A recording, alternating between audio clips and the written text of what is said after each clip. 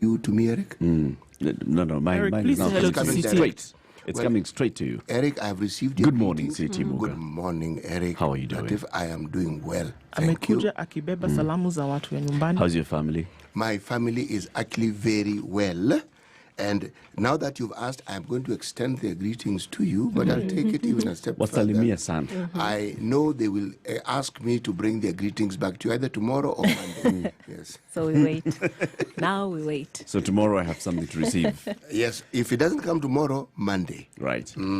So in this first hour on the situation, what we do is discuss what's been covered in the papers. So let's start with what you have on the Nation, Trix Ngado.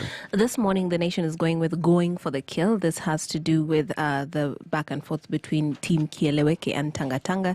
And we're told, there are various angles to this, and we're told Tanga threatens Uhuru with Ndongo reports calling for its implementation before any constitutional changes. Why that is a threat?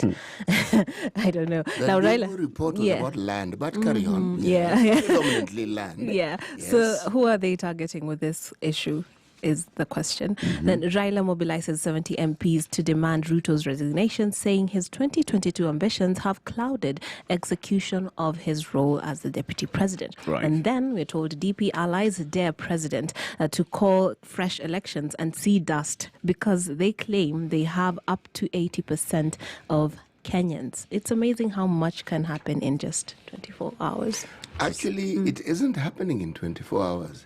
It's been happening, and all these questions we've been asking regarding Tanga, Eleweka, Isieleweke, handshake, we're now beginning to understand the import and the details around it. Where these things have been going. Yes, it's now called a bare-knuckled fight. The gloves, as they say, Are off. not coming off, They're off. And this is really... It's interesting. Yes. We'll be discussing Totally, this in detail in the next half hour. Also, that's the same headline on the Standard this morning with the two pictures. All-out war. Yeah. Right?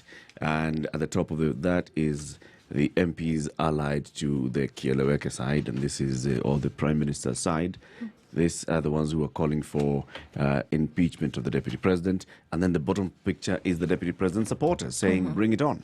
Right. Battle lines drawn as MPs allied to the President and Raila challenge the Deputy to resign for undermining the head of state. They lay out charges against the DP, pointing to looming impeachment. Ruto's camp accuses Raila of plotting his downfall so that he can join government. All right. Other headlines.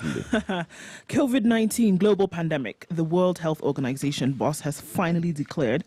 The World Health Organization last evening says this is a global pandemic. The virus, first reported in China, has hit 114 countries. He was speaking during a media briefing in Geneva, and Tedros Ghebreyesus labeled the new virus and its spread a pandemic. Until now, they've been reluctant to categorize the virus as a pandemic, arguing that such a declaration has major political and economic ramifications.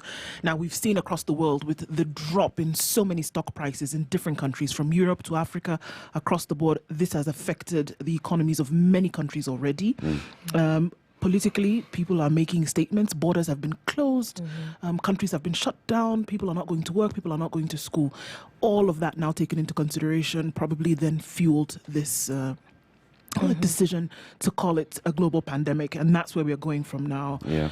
We have sentiments coming out of the German Chancellor, for example, that, according to experts, we don't know who she has gotten this information from, but saying that if it continues in the manner that it is going right now, it's possible that 60 to 70% of the world's population could be infected. Now, I see this as a teeter-tottering on alarmist at this point, but of course, precedented on what she said, that according to experts within Germany, perhaps have said that if it continues in the manner in which it is, we're looking at billions of people being infected. Is she known to make careless statements? Yeah. Perhaps this is a thing. Yeah. Angela Merkel. Yes. Is she known... Let's put it...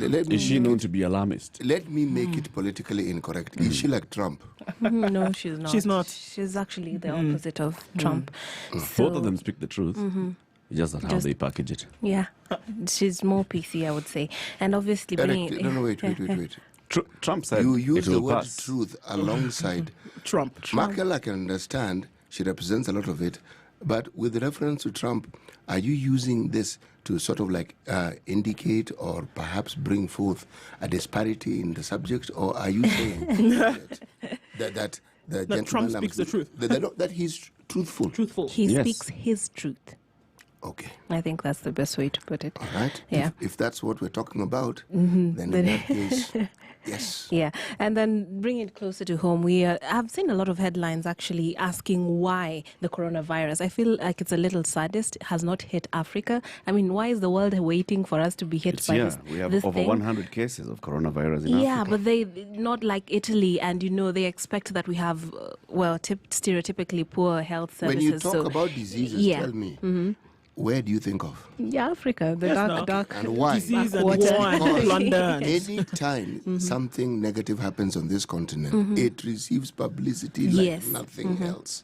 Yeah. It's not that it's a bad thing. It has actually helped us curb very, very many dangerous diseases. Sure. But it appears, because of the economic condition that is spoken of as though it's permanent on this continent, the prevailing circumstances and those around it, poverty, according to what we keep hearing, and illness are synonymous. Meaning, if you're poor, the likelihood of being unwell is very high. Certainly not true. Yes, and clearly, given this, maybe that will help us with our optics, because if that was the truth, then we would be dying like flies all over the place. Consider questions which are not being asked, okay? How is it? Remember, there was this talk of patient zero, and the whole world was actually treated to understanding the concept of patient zero. So everyone now understands the concept of patient zero, okay? It has nothing to do with failing a maths exam. Nothing whatsoever. Thanks, Sisi. Yes. But now we have a situation where, even with the original thinking behind it, it's becoming a little difficult to understand the relevance of patient zero in all this. Because there are people who are exhibiting the condition, but didn't go to China. Then they said, okay, maybe they came from Italy. Didn't go to Italy. Perhaps Iran. Didn't go to Iran. So now they're looking for contact details to see where it is you can attach this epidemiologically.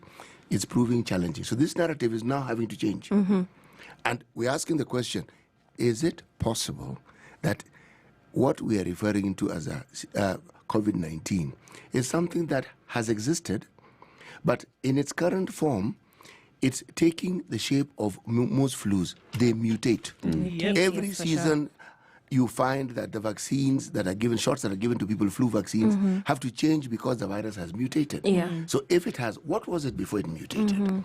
And why is it that it seems to emanate in certain countries? Certain climates. Thank you. I think you've got the. I will now rest my case there. You've got the drift, because these are questions that need to be asked. So if you're wondering how much we are affected, we're told that only 11 African states have been affected, and they've been outlined here in the Standard. We are Details?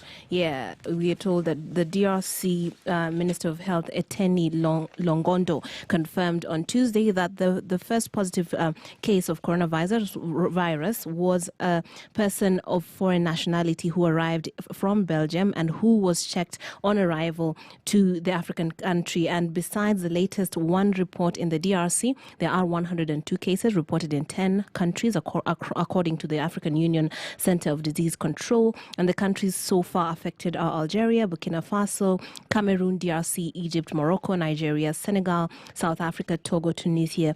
Most of the cases in Africa involve foreigners or citizens returning from Europe. Right, I thought in the Tunisia case, we saw the lady who passed on, who had just come from furlough in Italy. So this is interesting, because not yet cases of Okay, let's African ask the descent. question. Have black people on this continent actually exhibited these very, very, very telling signs of this COVID-19? No. And if so, how many? No, the answer is no, not yet. Remember, all the reports that you hear, if you read this article, there's talk about it, that Africa will probably be the worst hit. They're not wrong, though. They say that we don't have a robust enough health system to be able to. Now, remember, in the past, the fear of HIV was that it might leave Africa and go to other countries. Now, we are in danger of something coming from some other country and coming being to imported us. Should we to lock us. our borders? the way they would to us. So there are all those many issues. First will of all, answer the, that question. the Yes. capacity of our health system, the capacity of our governments as well. Even right now, when you talk about dealing with the coronavirus, the biggest thing about coronavirus is testing.